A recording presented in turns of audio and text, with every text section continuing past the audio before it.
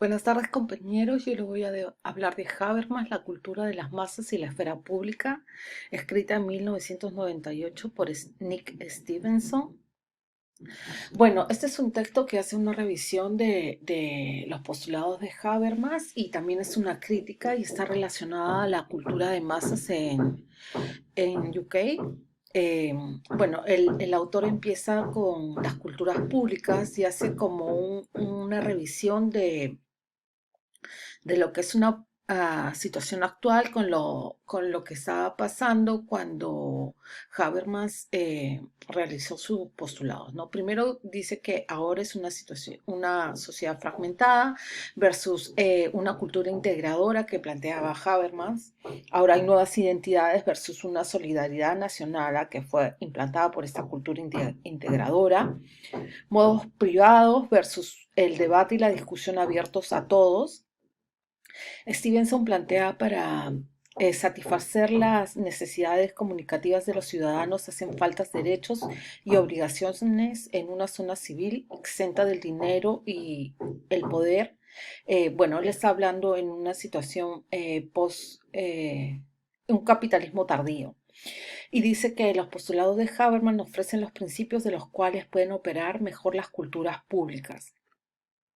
Eh, bueno, el autor empieza hablando sobre la esfera pública burguesa y los orígenes, ¿no? Él dice que en un inicio es a partir de un sistema feudal que no se permitía la discusión pública de carácter universal a todos, ¿no? En el siglo XVII, en el siglo XVIII, el Estado se convirtió en la esfera de autoridad pública con derecho a usar la violencia. Eh, la esfera pública apareció en los cafés entre 1680 y 1730 y esto se mantiene porque hay un carácter social, los debates son abiertos, lo público es reducido, pero se empieza a aceptar el carácter universal, el uso público de la razón era mejor que su uso privado. Bueno, esta esfera pública se da primero en cafés porque son críticas literarias que después se van convirtiendo en críticas de asuntos públicos, ¿no? De intereses comunes. Eh, es restringida porque solo pueden participar los varones, los burgueses, los nobles e intelectuales. Pero lo que Habermas valora de esto es el espacio donde se abre para el debate, ¿no? Mm, Entendiendo que la esfera pública es un lugar donde no es ni el gobierno ni es el espacio privado, simplemente es un espacio donde se tratan temas públicos, ¿no? Y los medios privados, el radio, la TV y el cine niegan la posibilidad de participar en estos debates, porque el discurso es unidireccional, ¿no? Solo son los medios y la TV y el cine quienes están dando el discurso y los ciudadanos no tienen no pueden replicar me refiero a contestar estos discursos, ¿no? Las formas, las formas culturales modernas, ¿no? Lo que dice es que incorporan a los sujetos una cultura despolitizada y ya no se discute sobre los temas de interés. La esfera pública es un teatro político con dirección de escena, porque él dice que todo está direccionado y todo se construye. Se caracterizan por la progresiva privatización de la condición del ciudadano, se los ve como consumidores y los temas de interés público ahora son trivializados. La esfera pública ahora está dominada por una cultura simbólica superficial, basada en la exhibición antes que los ciudadanos tengan opción de decisión. Los ciudadanos son vistos como consumidores, están ahora subordinados a la cultura. El mundo ha sido colonizado por el dinero, hay un empobrecimiento cultural del ciudadano, ejemplo los diarios. Según Habermas, la teoría de la acción comunicativa sería una solución para la reconstrucción de la esfera pública, porque lo que él dice es que bueno, cuando empiezan a aparecer los diarios hay una estructura, una estrategia para que se divide en dos grupos, ¿no? Un grupo al cual se produce un diario que tiene contenido y que está dirigido a un público con mayor poder adquisitivo. Y hay otro grupo que es de menor poder adquisitivo que también recibe una información de menor calidad, ¿no? Entonces, Harvard dice que podría esto revertirse si es que se abre una esfera pública donde todos los ciudadanos tengan acceso a debatir, teniendo como herramienta un discurso basado en la razón.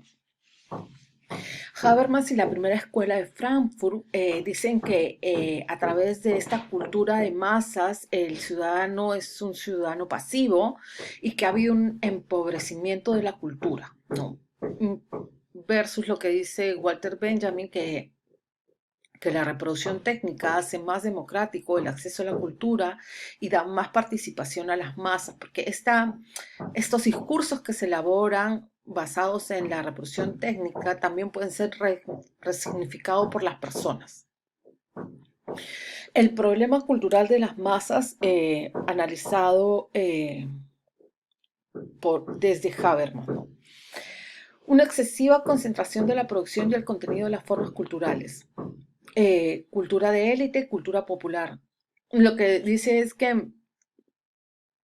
se construye una cultura de élite y una cultura popular supuestamente banalizada, donde no hay opción para que los ciudadanos que consumen esa cultura popular puedan desarrollar discursos, ¿no?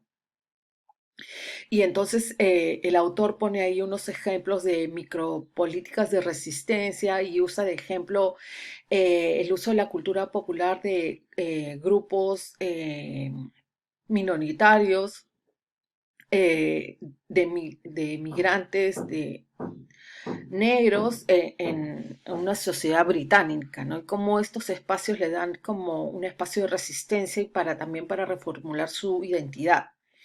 La tesis de hacer de la ideología dominante que opera en toda su explicación de la cultura de masas. El público es variado y no una masa homogénea. La cultura de masas puede unir o fragmentar a las personas, ¿no? Él dice que Habermas pone a este consumidor de esta cultura de masas como un ciudadano heterogéneo cuando en realidad hay diferentes variables, ¿no? Y yo pensaba respecto a esto de unir y fragmentar a las personas, pensaba, por ejemplo, cómo las plataformas ahora virtuales con estas convocatorias para marchas pueden aglutinar una gran cantidad de personas, ¿no? Y también pensaba en la clase pasada, sobre todo en los ejemplos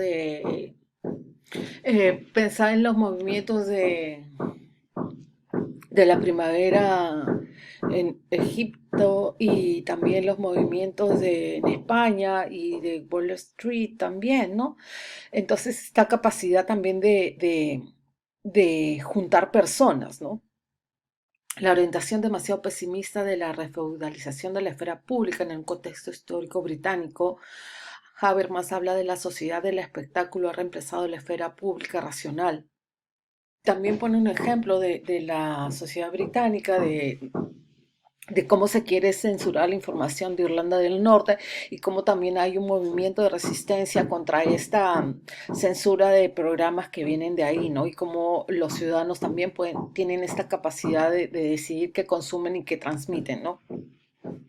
Su limitada comprensión de las esferas públicas más globales y locales, procesos de migración, globalización, más que una cultura específicamente nacionales, nuevas tecnologías globales, ¿no? Está haciendo una crítica de los postulados de Habermas cuando ahora hay una globalización y hay una fuerte migración y se construyen identidades, ¿no?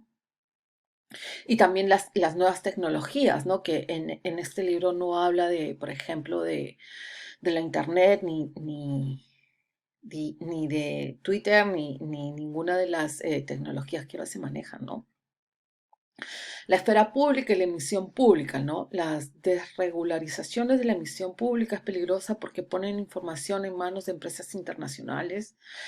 La emisión de servicio público tiene como objetivo educar e informar, y este es un debate entre que se hace con estas plataformas que vienen desde el Estado, ¿no? Si se tienen que regularizar los canales por los que se transmite información o si se tiene que dar a empresas privadas, ¿no? Y el debate es como, bueno, si bien el Estado y los canales que operan de televisión, estoy hablando, tienen como objetivo educar e informar cómo se puede dar todo esto a una empresa privada que responde a otros intereses, ¿no? Y el texto va, ¿por qué mantener una emisión pública, ¿no? Eh, y él elabora tres ítems, ¿no? Ha ocupado históricamente un espacio institucional que goza de cierta independencia respecto tanto de la economía como del Estado. Bueno, y sin embargo dice que los puestos que ocupan los que dirigen estos canales de televisión nacional responden también a intereses de los quienes están en el poder, ¿no? De los gobiernos de turno. Bueno, y creo que acá en Ecuador y en Perú eso se ve claramente, ¿no? O sea, en mi país, por ejemplo, dependiendo quién está al poder, se emite una cierta, se hace una cierta cartelera en la televisión nacional, ¿no? El segundo postulado es la emisión pública suministra potencialmente un ámbito nacional de debate para diversos grupos sociales que se comunican entre sí, cuando en realidad lo que pasa es que solo se tiene un solo discurso desde un solo lugar, cuando la cultura tiene diversos eh, discursos y son diversas personas con diversos intereses que no están representados en estos canales de programación, ¿no? Y también lo relaciona que no todos tienen el mismo acceso a las tecnologías, entonces ahí también habría una diferencia de quién accede a la información y quién no, ¿no? Considera que el público está conformado por ciudadanos que por consumidores. Bueno, la televisión nacional, ya sea de Gran Bretaña o peruana, ve a las personas más que como consumidores, lo ve como ciudadanos, ¿no? Pero también estos discursos que se elaboran desde los canales nacionales, también hay espacios para la política, ¿no? Y la política, en vez de ver a ciudadanos, ve a las personas como contribuyentes, ¿no? Y también es el debate de cómo se puede incluir todas las diferentes voces que hay en las sociedades. Habermas y la esfera pública y la ciudadanía. Eh, Habermas, la regeneración de una esfera pública racional es necesaria como proyecto político. Lo que él está diciendo es que este postulado de que la regeneración de esta esfera pública racional debería ser un proyecto político porque lo que dice es que se podría abrir el debate en la esfera pública de todos los ciudadanos de intereses comunes que no están relacionados ni al dinero ni al poder, ¿no? Stevenson dice, si somos capaces de lograr colectivamente un sentido de comunidad y atender racionalmente a las necesidades, los temores y las inquietudes de los demás, el resultado final serán formas más destructivas de atomismo social. Para eso, nuestros ciudadanos necesitan información de calidad y de foros democráticos de discusión. Eh, Claro, lo que él está diciendo es cómo se puede abrir un debate y dar a los ciudadanos una información de calidad que no esté manipulada y que no esté relacionada a los diferentes intereses que hay, ¿no? Y pone que hay la más media puede despertar sentimientos de empatía y de solidaridad, ¿no? Y pone ahí un gran evento que hubo en 1986 para recaudar fondos para África. Bueno, esta es una parte donde es una crítica a Habermas, y lo primero es reconocer de manera más definida que la acción comunicativa puede estar sujeta a ciertos límites, ¿no? Porque lo que le critican es como ¿por qué basar toda esta capacidad de racionar sobre lo que está pasando en torno solo al lenguaje, ¿no? Y cuando no se puede probar por qué el hombre a través del lenguaje querría buscar esta posición de emancipación y por ende lograr la libertad, ¿no?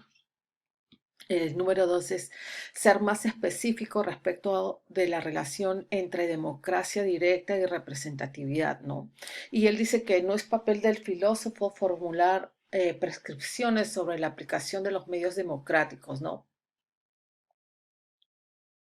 Dice que los dirigentes, el autor dice que los dirigentes de las cadenas de televisión son elegidos por cúpulas de poder y por ende manejan ciertos discursos, ¿no? Y de hecho esa es la información que se le pasa al ciudadano.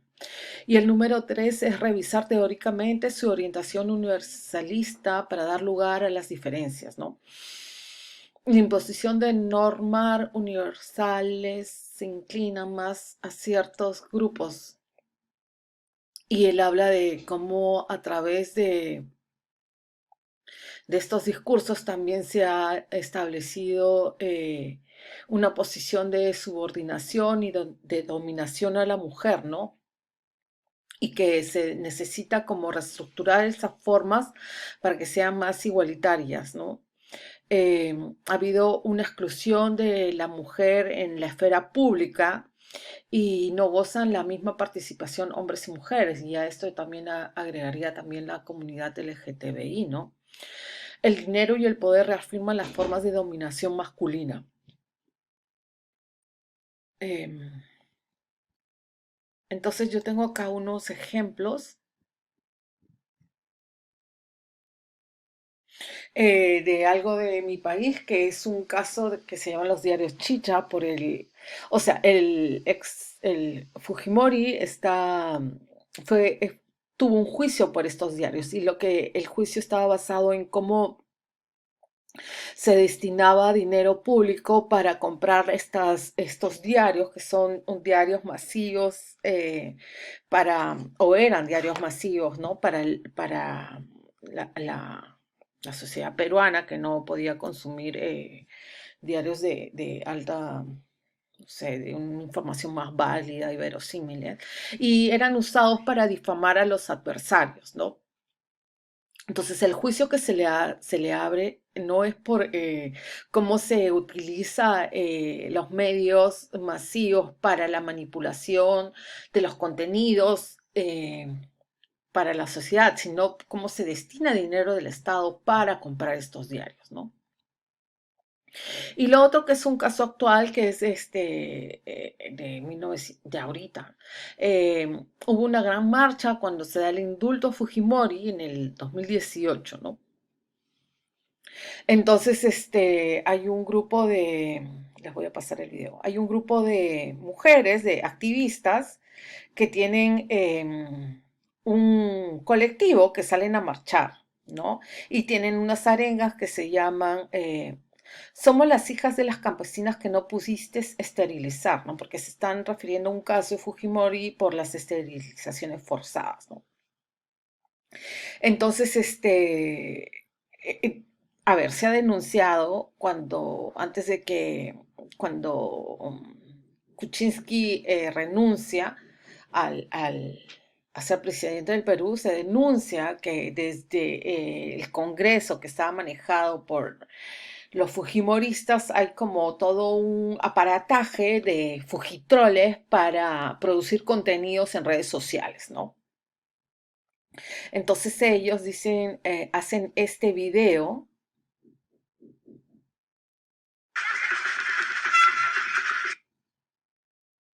Vamos a volverlo a ver.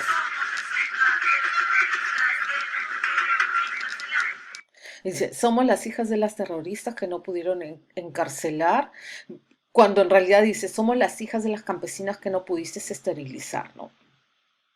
Entonces esta que ahora es congresista, dice, el mismo ritmo de las terrucas marchando en los penales y en las universidades antes que el gobierno o el ex presidente Fujimori estableciera el orden y el principio de autoridad, ¿no? Entonces, ¿cómo se puede manipular desde las cúpulas de poder toda la información, ¿no? Entonces, mis preguntas estarían relacionadas a estos ejemplos, ¿no? ¿Cómo es posible la discusión y los acuerdos basados en la razón en esta esfera pública, donde todos tienen derecho a opinar, cuando los hechos sobre los que se discute son manipulados y el desprestigio es la herramienta de ataque? Eh, ¿Cómo se puede llegar a consensos en sociedades fragmentadas? Y lo último sería, los postulados de Habermas están vigentes en la actualidad en un contexto de redes sociales y una, no sé, como más masificación de los medios. Bueno, gracias.